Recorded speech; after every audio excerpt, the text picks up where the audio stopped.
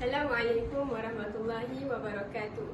Saya Nuri Nazura binti Muhammad Amran dari Unit Pendidikan Islam 2 PISLP Ambilan Jun 2023 akan membentangkan hasil analisis secara kritis dan analitik terhadap dalil-dalil nakli Al-Quran dalam menerapkan akidah serta menilai sejarah pemikiran akidah.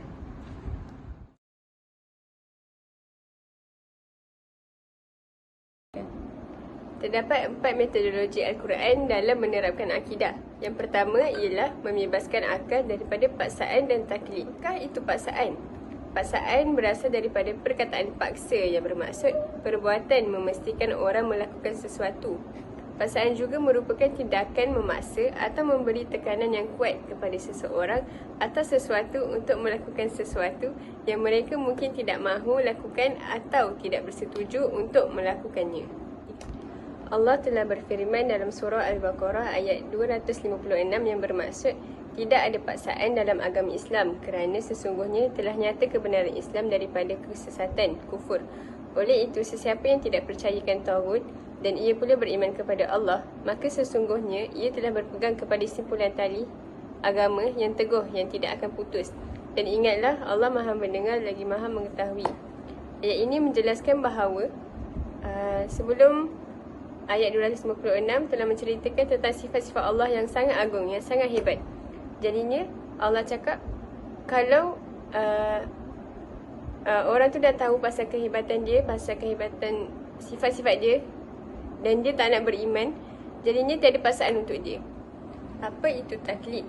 Taklid berasal dari perkataan kildatun, iaitu meletakkan sesuatu di leher yang melingkunginya. Nukilan daripada Al-Imam Al-Ghazali pula mentakrifkan taklid ini sebagai menerima sesuatu pendapat tanpa mengetahui alasan atau hujah. Hukum taklid ialah wajib bagi seseorang berkemampuan untuk belajar dan tidak berpegang semata-mata dengan taklid kerana boleh membuka ruang kesamaran dan kekeliruan daripada konsep Islam yang sebenar. Senang kata, taklid ini ialah mengikut-ikut budaya atau tradisi orang dulu-dulu tanpa soalan siasat terlebih dahulu, ikut secara membuta tuli tanpa membuat sebarang rujukan. Sebagaimana yang telah difirmankan oleh Allah dalam surah Al-Baqarah ayat 170 yang bermaksud, dan apabila dikatakan kepada mereka, utilah apa yang telah diturunkan oleh Allah, mereka menjawab, tidak, bahkan kami hanya menurut apa yang datuk nenek kami lakukan. Patutkah mereka menurutnya walaupun datuk nenek mereka tidak memahami apapun tentang perkara-perkara agama dan tidak pula mendapat petunjuk hidayah daripada Allah Subhanahu Wa Taala? Metodologi Al-Quran yang seterusnya ialah menggunakan akal untuk berfikir dan menganalisis menerusi alam nyata. Maksudnya bila kita tengok alam nyata seperti langit, gunung ganang, kejadian manusia, makhluk, kita dapat nampak kebesaran dan kekuasaan Allah. Dapat dibuktikan dengan firman Allah Subhanahu Wa Taala yang bermaksud sesungguhnya dalam penciptaan langit dan bumi serta pergantian malam dan siang terdapat tanda-tanda kebesaran Allah bagi orang yang berakal, iaitu orang-orang yang mengingat Allah sambil berdiri, duduk atau dalam keadaan berbaring. Maknanya dalam apa-apa juga keadaan kita lah, dan memikirkan tentang penciptaan langit dan bumi seraya berkata, ya Tuhan kami, tidaklah Engkau menciptakan semua ini sia-sia, Maha suci Engkau, lindungilah kami dari azab neraka. Ini merupakan dalil kejadian langit dan bumi yang diciptakan oleh Allah Subhanahu Wa Taala. Dalil yang seterusnya ialah dalil kejadian manusia. Dapat dibuktikan dalam surah Al-Mu'minun ayat 12 hingga 14 yang bermaksud, dan sesungguhnya kami telah menciptakan manusia dari pati yang berasal dari tanah, kemudian kami jadikan pati itu setitis air benih pada penetapan yang kukuh. Kemudian kami ciptakan air benih itu menjadi sebuku darah beku. Lalu kami ciptakan darah beku itu menjadi seketul daging. Kemudian kami ciptakan daging itu menjadi beberapa tulang. Kemudian kami balut tulang-tulang itu dengan daging. Setelah sempurna kejadian itu, kami bentuknya menjadi makhluk yang lain sifat keadaannya. Maka nyatalah kelebihan dan ketinggian Allah sebaik-baik pencipta. Daripada kedua-dua dalil ini dapat dibuktikan bahawa kebesaran dan kekuasaan Allah itu sangat-sangat agung. Tiada manusia yang dapat mengatasi kekuasaan Allah Subhanahu Wa Taala. Contoh alam nyata, saya senaraikan 3, iaitu langit, kejadian manusia, dan gunung ganang. Metodologi Al-Quran yang seterusnya ialah mendedahkan kepercayaan yang batil dan mengisbatkan kebatilannya. Sebelum itu, kita tahu dulu apa maksud batil. Batil bererti sesuatu perbuatan atau ibadat yang tidak diterima Allah dan tidak diperakui sebagai satu perbuatan atau ibadah yang sah di sisi hukum syarak. Senang cakap, batil ni ialah perkara yang salah, perkara yang menyalahi ajaran Islam. Akidah yang batil bererti sesuatu yang i'tiqad atau kepercayaan bercanggah dengan nas-nas syariah dan Al-Quran dan As-Sunnah. Antara kepercayaan batil yang dilakukan oleh umat manusia antaranya ialah menyembah berhala. Dapat dibuktikan dalam surah An-Nisa ayat 117 yang bermaksud apa yang mereka sembah yang lain dari Allah itu hanyalah berhala-berhala, makhluk-makhluk yang lemah, dan mereka dengan yang demikian tidak menyembah melainkan syaitan yang derhaka. Ini dapat diisbatkan kebatilannya dengan dalil dari surah Al-Qasas ayat 88 yang bermaksud, dan janganlah engkau menyembah Tuhan yang lain bersama-sama Allah. Menyembah Tuhan yang lain tu contohnya berhala lah.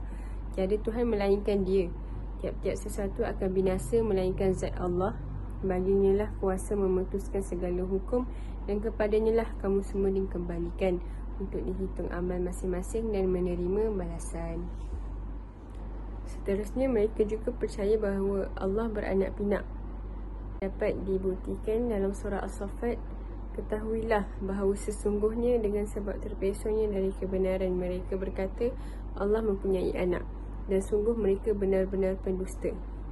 Kebatilan ini dapat diisbatkan dengan firman Allah yang bermaksud, katakanlah Muhammad ialah Allah yang Maha Esa. Allah tempat meminta segala sesuatu. Allah tidak beranak dan tidak pula diperanakkan. Dia tidak ada sesuatu yang setara dengan Dia. Surah Al-Ikhlas ayat 1 hingga 4 dapat dijelaskan bahawa Allah tidak beranak pinak dan tidak pula diperanakkan. Maka kebatilan yang mereka percaya itu sangatlah jelas dan tidak seharusnya dipercayai oleh sesiapa pun. Metodologi yang keempat, iaitu yang terakhir sekali, ialah membentangkan akidah yang benar dan mengisbatkan kebenarannya. Sama sahaja dengan metodologi yang ketiga, cuma yang tadi tu akidah yang batil, yang ini akidah yang benar pula. Antara akidah yang benar ialah pasal kenabian. Firman Allah yang bermaksud Rasul-Rasul itu adalah sebagai pembawa berita gembira dan pemberi peringatan agar tidak ada alasan bagi manusia untuk membantah Allah setelah Rasul-Rasul itu diutus. Allah Maha Perkasa lagi Maha Bijaksana. Surah An-Nisa ayat 165. Ini dapat diisbatkan kebenarannya dengan firman Allah yang bermaksud Dialah yang mengutus Rasulnya dengan membawa petunjuk dan agama yang benar untuk memenangkannya di atas segala agama meskipun orang-orang musyrik membencinya. Surah As-Saff ayat yang ke-9. Jelaslah bahawa Nabi itu wujud yang diciptakan oleh Allah SWT di atas muka bumi ini untuk mengutus, untuk menyampaikan wahyu yang diterima oleh Rasul daripada Allah kepada kita umat manusia. Antara akidah atau kepercayaan yang kita kena percaya seterusnya ialah sam'iyat. Sam'iyat ni merupakan perkara-perkara gaib. Baiklah firman Allah yang bermaksud dan bahawa sesungguhnya hari kiamat itu tetap akan datang. Hari kiamat itu merupakan salah satu perkara gaib. Tidak ada sebarang syak padanya dan bahawa sesungguhnya Allah akan membangkitkan, menghidupkan semula orang-orang yang di alam kubur. Surah Al-Hajj ayat yang ke-7 dapat diisbatkan kebenarannya dengan surah Al-Waqi'ah ayat 47 hingga 50 yang bermaksud, dan juga mereka selalu berkata, adakah sesudah kita mati serta menjadi tanah dan tulang, betulkah kita akan dibangkitkan hidup semula? Katakanlah kepada mereka, sesungguhnya orang-orang yang telah lalu dan orang-orang yang terkemudian tetap akan dihimpunkan pada masa yang ditentukan pada hari kiamat yang termaklum. Seterusnya kita akan mengupas atau menilai mengenai sejarah pemikiran akidah. Baiklah, aliran pemikiran akidah terbahagi kepada 6. Ajaran yang pertama ialah Syiah, seterusnya Khawarij, Murji'ah, yang seterusnya Mu'tazilah, Qadariyah, dan yang terakhir sekali ialah Jabariyah. Ada 6 ajaran atau aliran pemikiran sehingga sekarang dan masih bertambah lagi. Ajaran pertama iaitu ajaran Syiah. Apa yang mereka pegang ialah mereka meyakini bahawa hanya keturunan Nabi Muhammad yang pantas menjadi khalifah. Hal ini kerana yang kita tahu Syiah ini merupakan golongan yang sangat mengagung-agungkan Sayyidina Ali secara melampau. Disebabkan Sayyidina Ali merupakan keturunan Rasulullah sendiri, jadinya mereka beranggapan bahawa Sayyidina Ali lah yang selayaknya menjadi pemerintah selepas Nabi Muhammad SAW wafat, dan bukannya Abu Bakar, Umar, Uthman yang menjadi pemerintah selepas baginda. Untuk menguatkan lagi kepercayaan mereka, mereka telah mencipta hadis palsu untuk menyokong Sayyidina Ali menjadi pemerintah. Sehingga dianggap golongan ini sangat ekstremis lah, kerana sampai buat begitu. Ini merupakan salah satu contoh syahadah golongan Syiah yang sangat berlainan dengan syahadah ajaran Islam. Mereka menambahkan, aku bersaksi bahawa Ali adalah wali Allah. Aku berlepas diri kepada Allah dari Abu Bakar, Umar, Uthman, Aisyah, Hafsah dan seluruh musuh-musuh Ahlul Bait Rasulullah SAW. Nampak dekat sinilah kesesatan yang sangat jelas yang dilakukan oleh golongan Syiah, kerana sangat mengagung-agungkan Sayyidina Ali. Dalil yang mengisbatkan kesesatan ajaran pemikiran Syiah ini ialah daripada surah An-Nisa ayat 136 yang bermaksud, wahai orang-orang yang beriman, tetapkanlah iman kamu kepada Allah dan Rasulnya dan kepada kitab Al-Quran yang telah diturunkan kepada Rasulnya Muhammad SAW dan juga kepada kitab-kitab suci yang telah diturunkan dahulu sebelum daripada itu. Maksudnya kita perlulah berlandaskan dengan Al-Quran dan As-Sunnah sahaja. Oleh itu kita perlulah mempelajari hadis-hadis supaya terhindar daripada mengikuti ajaran hadis palsu. Ajaran yang kedua ialah ajaran Khawarij. Mereka mengkafirkan siapa sahaja yang berbuat dosa besar dan menganggap kekal dalam neraka Jahannam. Yang kedua, mereka menganggap perkahwinan dengan kelompok lain adalah tidak sah. Ini kerana mereka hanya menyokong perkahwinan di antara golongan Khawarij dengan golongan Khawarij sahaja. Ini dapat mengisbatkan kesesatan ajaran ini dengan firman Allah yang bermaksud, dan orang-orang yang mengganggu serta menyakiti orang-orang lelaki yang beriman dan orang-orang perempuan yang beriman dengan perkataan atau perbuatan yang tidak tepat dengan sesuatu kesalahan yang dilakukannya, maka sesungguhnya mereka telah memikul kesalahan menuduh secara dusta dan berbuat dosa yang amat nyata. Surah Al-Ahzab ayat yang ke-58.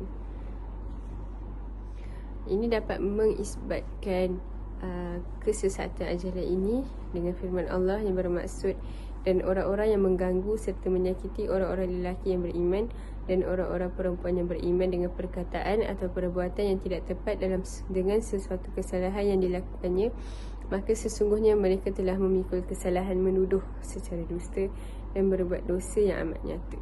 Surah Al-Ahzab ayat yang ke-58.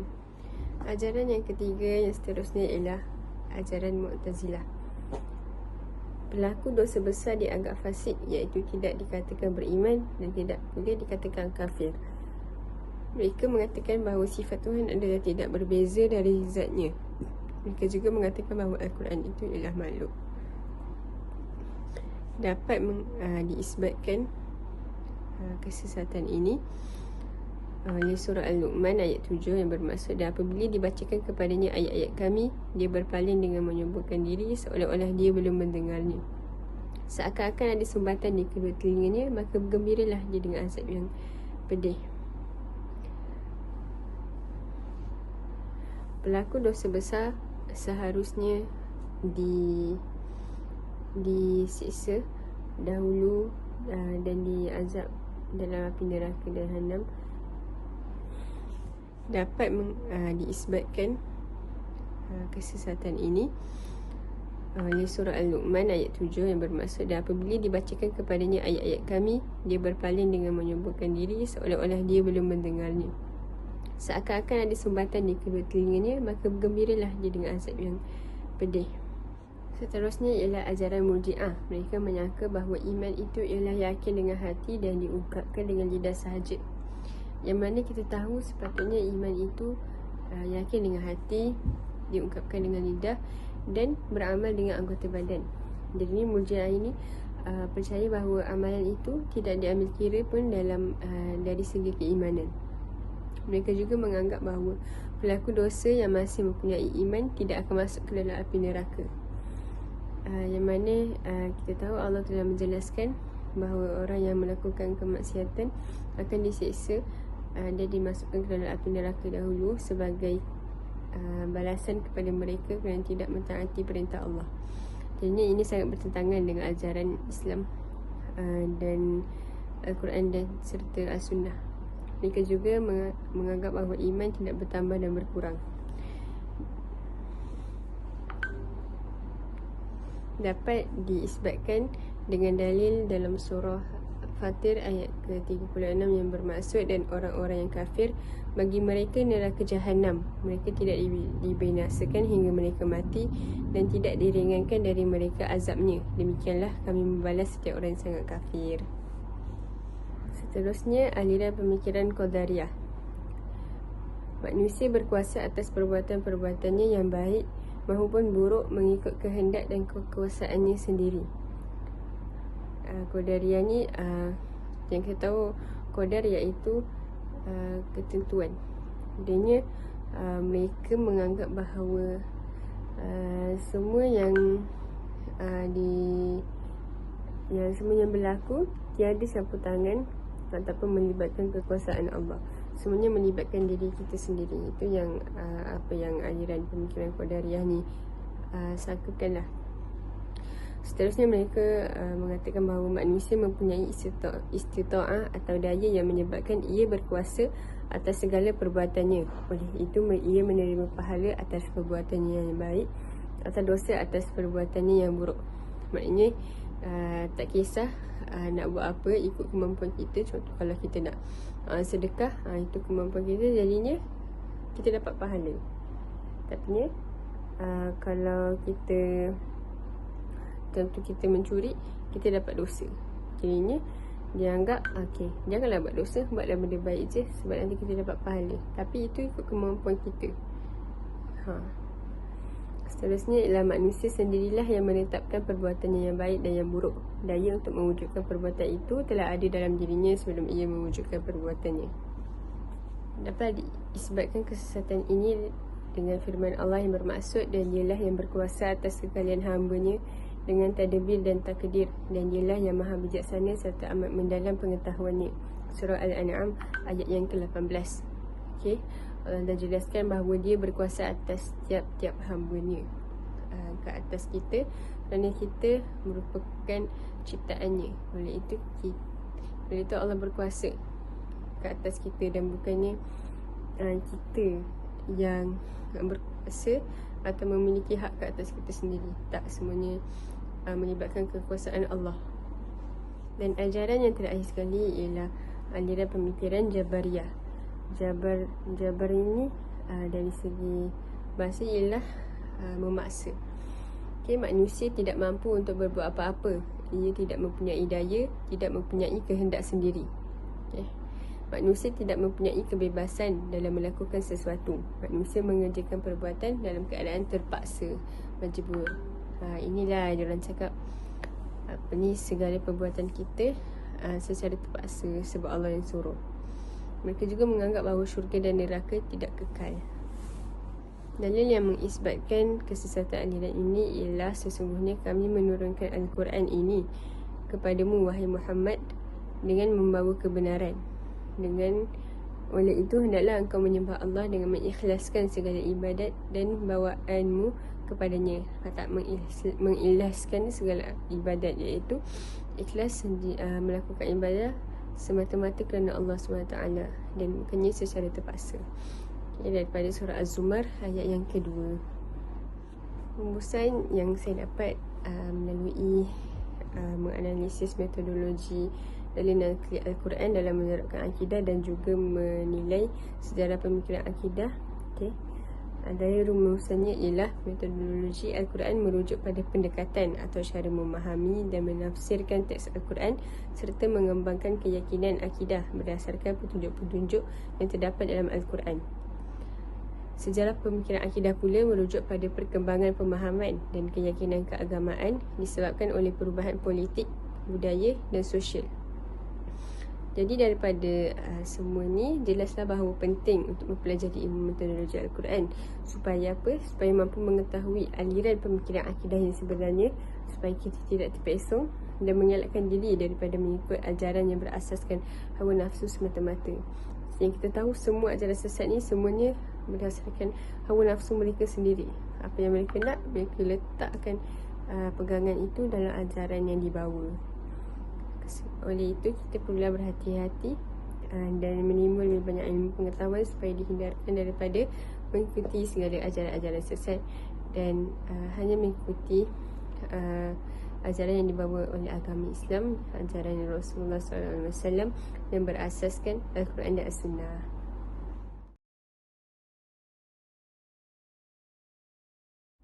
Sekian, terima kasih.